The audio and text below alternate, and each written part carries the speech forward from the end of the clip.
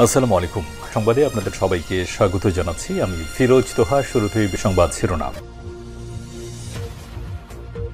বাংলাদেশের সর্বশেষ গুরুত্বপূর্ণ আপডেট সংবাদে আপনাকে স্বাগত। শুরুতেই সংবাদ শিরোনাম, পরে বিস্তারিত।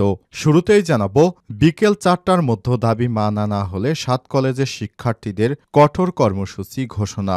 ঢাকা কলেজ সহ ৭ কলেজের শিক্ষার্থীদের সঙ্গে ঢাকা বিশ্ববিদ্যালয়ের শিক্ষার্থীদের সংঘাতের দায় নিয়ে ঢাকা বিশ্ববিদ্যালয় প্রশাসনকে ক্ষমা প্রার্থনা এবং প্রো ভিসি মামুন আহমেদের পদত্যাগ সহ বেশ কয়েকটি দাবি জানিয়েছে ৭ কলেজের শিক্ষার্থীরা। বিকাল ৪টার মধ্যে দাবি মানা না হলে কঠোর কর্মসূচি ঘোষণা করার কথা জানিয়েছে তারা। এরপর জানাবো, ঢাবি ৭ কলেজ ইস্যু আলোচনার মাধ্যমে সমাধানের দিকে যেতে হবে বললেন স্বরাষ্ট্র উপদেষ্টা। ঢাকা বিশ্ববিদ্যালয় ৭ কলেজের শিক্ষার্থীদের মধ্যে সংঘর্ষের ঘটনায় সব পক্ষকে ধৈর্য ধরার আহ্বান জানিয়েছে স্বরাষ্ট্র উপদেষ্টা অবসরপ্রাপ্ত লেফটেন্যান্ট জাহাঙ্গীর আলম চৌধুরী। সেই সঙ্গে আলোচনার মাধ্যমে এ সমস্যা সমাধান করা যেতে পারে বলে প্রত্যাশা ব্যক্ত করেন তিনি। এদিকে ১,০০০ টাকা বন্ডে পরিমণি জামিন, যা জানালেন আইনজীবী। সাভারের বোট ক্লাবে ঢুকে ভাঙচুর করে ব্যবসায়ী নাসির উদ্দিন মাহমুদকে মারধরের ঘটনায় করা হত্যাচেষ্টা মামলায় আত্মসমর্পণ করে জামিন পেলেন চিত্রনায়িকা পরিমণি। আজ সোমবার ২৭শে জানুয়ারি ঢাকার সিনিয়র জুডিশিয়াল ম্যাজিস্ট্রেট মোহাম্মদ জোনাইদের আদালতে তার এই জামিন মঞ্জুর করা হয়েছে। এবারে জানাবো, শেখ হাসিনাকে গ্রেপ্তার করেছে ইন্টারপোল। ইন্টারনেটে প্রচারিত এমন দাবিটি ভুয়া। সম্প্রতি ইন্টারনেটের মাধ্যমে শেখ হাসিনাকে গ্রেপ্তারের তথ্য ছড়িয়ে পড়েছে, যেখানে ভারতীয় একটি গণমাধ্যমের বরাতে দাবি করা হয়েছে ইন্টারপোল শেখ হাসিনাকে গ্রেপ্তার করেছে। সামাজিক যোগাযোগ মাধ্যম ফেসবুকের বিভিন্ন গ্রুপ ও অ্যাকাউন্ট থেকে এমন দাবি পোস্ট করা হচ্ছে, তবে বিষয়টি ভুয়া বলে জানিয়েছে তথ্য যাচাইকারী সংস্থা প্রতিষ্ঠান ফ্যাক্ট চেক রিউমার স্ক্যানার। এদিকে খুলনা সহ ১৬ জেলায় জ্বালানি তেল সরবরাহ পরিবহন বন্ধ। খুলনা বিভাগীয় ট্যাঙ্কলরি শ্রমিক ইউনিয়নের সাধারণ সম্পাদক আলী আজিমকে গ্রেপ্তারের প্রতিবাদে দ্বিতীয় দিনের মতো কর্মবিরতি অব্যাহত রেখেছে ট্যাঙ্কলরি শ্রমিকেরা। এর ফলে খুলনা নগরীর কাশীপুর এলাকায় পদ্মা, মেঘনা ও যমুনা অয়েল ডিপো থেকে জ্বালানি তেল উত্তোলন ও ১৬ জেলায় পরিবহন বন্ধ রয়েছে। এবং সর্বশেষ জানাবো, নবম দিনের মতো অবস্থান কর্মসূচিতে ইবতেদায়ী শিক্ষকেরা। দাবি আদায় না হওয়া পর্যন্ত মাঠে থাকার ঘোষণা দিয়েছে সারা দেশে ১৫,০০০ মাদ্রাসা শিক্ষকরা। সোমবার ২৭শে জানুয়ারি সকাল থেকে জাতীয়করণের দাবিতে নবম দিনের মতো তারা ঢাকা বিশ্ববিদ্যালয় চারুকলা অনুষদের সামনে অবস্থান কর্মসূচি পালন করছেন। প্রিয় দর্শক, এর আগে গত ১৯শে জানুয়ারি থেকে রাজধানীর প্রেস ক্লাবের সামনে অবস্থান নিয়ে শিক্ষকরা জানিয়েছে ১৫,০০০ মাদ্রাসার ৭৫,০০০ শিক্ষক বর্তমানে মানবেতর জীবনযাপন করছে। এতক্ষণ শুনছিলেন সংবাদ শিরোনাম, এবারে বিস্তারিত। তবে তার আগে বন্ধুরা, অনুরোধ থাকবে সংবাদটিতে একটি লাইক দিন। এই চ্যানেলে আপনি নতুন হয়ে থাকলে আমাদের সংবাদটি দেখতে দেখতে চ্যানেলটি সাবস্ক্রাইব করে রাখুন। কমেন্ট করে বন্ধুরা আপনার মূল্যবান মতামত জানিয়ে দিন আপনি বিশ্বের কোন দেশ থেকে বা বাংলাদেশের কোন স্থান থেকে আমাদের সংবাদটি দেখছেন এবং শুনছেন। এবারে বিস্তারিত। বিকাল ৪টার মধ্যে দাবি মানা না হলে ৭ কলেজের শিক্ষার্থীদের কঠোর কর্মসূচি। ঢাকা কলেজ সহ ৭ কলেজের শিক্ষার্থীদের সঙ্গে ঢাকা বিশ্ববিদ্যালয়ের শিক্ষার্থীদের সংঘাতের দায় নিয়ে ঢাকা বিশ্ববিদ্যালয় প্রশাসনকে ক্ষমা প্রার্থনা এবং প্রো ভিসি মামুন আহমেদের পদত্যাগ সহ বেশ কয়েকটি দাবি জানিয়েছে ৭ কলেজের শিক্ষার্থীরা। বিকাল ৪টার মধ্যে দাবি মানা না হলে কঠোর কর্মসূচি ঘোষণার কথা জানিয়েছে তারা। সোমবার ২৭শে জানুয়ারি দুপুর ১২টায় ঢাকা বিশ্ববিদ্যালয়ের শিক্ষার্থীদের সঙ্গে সংঘর্ষের ঘটনার পর ঢাকা অবরোধ কর্মসূচি এবং নিজেদের অবস্থান নিয়ে ব্রিফ করেন ৭ কলেজের শিক্ষার্থীরা। সংবাদ সম্মেলনে লিখিত বক্তব্যে দাবিগুলো তুলে ধরে ৪ ঘণ্টার আলটিমেটাম দিয়েছে শিক্ষার্থীরা। ৭ কলেজের শিক্ষার্থীদের দাবিগুলো হলো: ১. ঢাকা কলেজ সহ ৭ কলেজের শিক্ষার্থীদের সঙ্গে ঢাকা বিশ্ববিদ্যালয়ের শিক্ষার্থীদের সংঘাতের দায় নিয়ে ঢাকা বিশ্ববিদ্যালয় প্রশাসনকে ক্ষমা প্রার্থনা করতে হবে এবং প্রো ভিসি মামুন আহমেদকে পদত্যাগ পদত্যাগ করতে হবে। 2. ঢাকা কলেজের শিক্ষার্থী রাকিবকে হত্যার উদ্দেশ্যে হামলাসহ ঢাকা কলেজ শিক্ষার্থীদের উপর নিউমার্কেট থানা পুলিশের ন্যাক্কারজনক হামলার ঘটনায় এসি ওসি সহ জড়িত পুলিশ কর্মকর্তাদের প্রত্যাহার করে তদন্ত সাপেক্ষে বিভাগীয় ব্যবস্থা গ্রহণ করতে হবে। 3. ঢাবি শিক্ষার্থী কর্তৃক ইডেন কলেজ ও বদরুন্নেসা কলেজ সহ 7 কলেজের নারী শিক্ষার্থীদের সম্পর্কে কুরুচিপূর্ণ বক্তব্য এবং অশালীন অঙ্গভঙ্গির সঙ্গে জড়িতদের বিচারের আওতায় আনতে হবে। 4.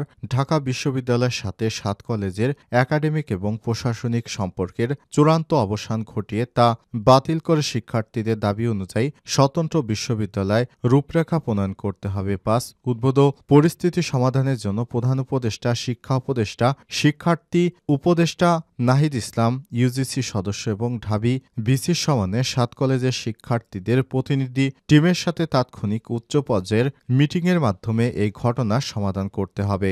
6. ঢাকা বিশ্ববিদ্যালয় সংশ্লিষ্ট এরিয়া সিটি কর্পোরেশনের রাস্তা জনসাধারণের জন্য উন্মুক্ত করে দিতে হবে।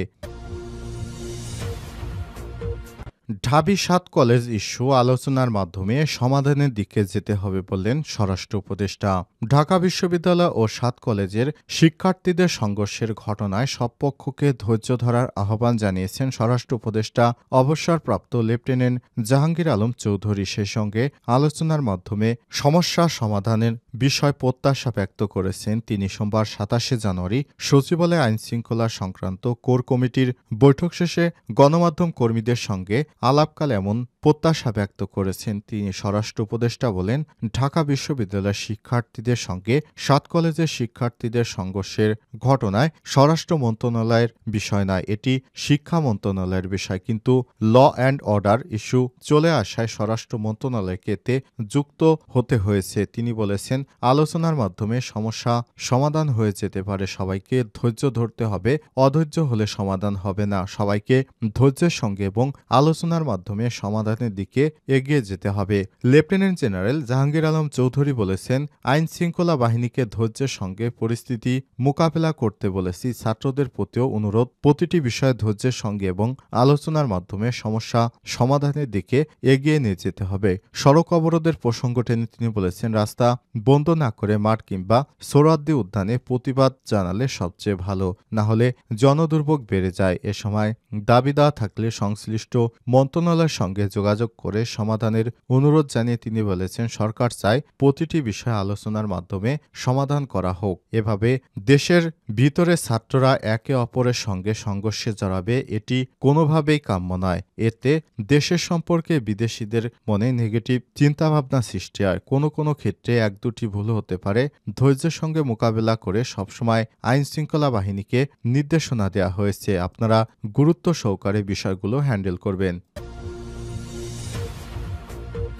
1000 টাকা বন্ডে পরিমণির জামিন, যা জানালেন আইনজীবী। সাভারের বোট ক্লাবে ঢুকে ভাঙচুর করে ব্যবসায়ী নাসির উদ্দিনের মারধরের ঘটনায় করা হত্যাচেষ্টা মামলায় আত্মসমর্পণ করে জামিন পেলেন চিত্রনায়িকা পরিমণি। সোমবার 27 জানুয়ারি ঢাকার senior judicial magistrate Mohammad Junayed আহমেদের আদালত তার এই জামিন মঞ্জুর করেছে। সকাল 10টার পর ঢাকার চিফ জুডিশিয়াল ম্যাজিস্ট্রেট আদালতে আসেন অভিনেত্রী। এদিন 10:30টায় জামিন শুনানি শুরুতে বিচারাধীন বিষয় নিয়ে কথা বলায় পরিমণিকে ভর্ৎসনা করে আদালত 1000 টাকা বন্ডে সই করে তাকে জামিন দেওয়া হয়। তিনি আর বলেছেন, আমরা আজ আত্মসমর্পণ করে জামিনের আবেদন করেছিলাম। বিজ্ঞ আদালত জামিনের আবেদন মঞ্জুর করেছে। আদালত কোনো শর্ত ছাড়াই 1000 টাকার বন্ডে পরিমণির জামিন দিয়েছে। জামিন হওয়ার পর সংবাদ মাধ্যমে পরিমণি বলেছেন, একদম শুরু থেকে আইনের প্রতি আমার শ্রদ্ধা আর বিশ্বাস ছিল, আর সেই বিশ্বাস থেকেই এখানে। আপনারা সবাই শুরু থেকে আমাকে সাপোর্ট দিয়েছেন, আমাকে নিয়ে আপনারা ভেবেছেন, সেটা দেখে নিজের কষ্ট ভুলে গেছি। সবাইকে ধন্যবাদ আমার সঙ্গে এভাবে থাকার জন্য। আমি কাল থেকে আপনাদের ভালোবাসা পাচ্ছি। শেখ হাসিনাকে গ্রেপ্তার করেছে ইন্টারপোল। ইন্টারনেটে প্রচারিত এমন দাবিটি ভুয়া। সম্প্রতি ইন্টারনেট মাধ্যমে শেখ হাসিনাকে গ্রেপ্তার এর তথ্য ছড়িয়ে পড়েছে, যেখানে ভারতীয় একটি গণমাধ্যমের বরাতে দাবি করা হয়েছে ইন্টারপোল শেখ হাসিনাকে গ্রেপ্তার করেছে। সামাজিক যোগাযোগ মাধ্যম ফেসবুকের বিভিন্ন গ্রুপ ও অ্যাকাউন্ট থেকে এমন দাবি পোস্ট করা হচ্ছে। তবে তথ্যের সত্যতা যাচাইকারী প্রতিষ্ঠান রিমার স্ক্যানার জানিয়েছে, ভারতীয় এই গণমাধ্যম শেখ হাসিনাকে ইন্টারপোলে গ্রেপ্তার করেছে এমন কোনো সংবাদ প্রকাশ করেনি, বরং কোনো ধরনের তথ্য প্রমাণ ছাড়াই সামাজিক যোগাযোগ মাধ্যমে এমন দাবি প্রচার করা হয়েছে। এছাড়াও ইন্টারপোল কর্তৃক কাউকে গ্রেপ্তারের এখতিয়ার নেই। বিষয়টি নিয়ে অনুসন্ধান থেকে জানা যায়, ইন্টারনেটে ভারতীয় গণমাধ্যম হিন্দুস্তান টাইমসের বরাতে শেখ হাসিনাকে গ্রেপ্তারের তথ্যটি প্রচার করা হয়েছে। তবে ভারতীয় এই গণমাধ্যমটির ইংরেজি ও বাংলা সংস্করণের ওয়েবসাইটে এ সংক্রান্ত বিভিন্ন কিওয়ার্ড ও অ্যাডভান্স সার্চ করে এমন দাবির কোনো তথ্য প্রমাণ পাওয়া যায়নি।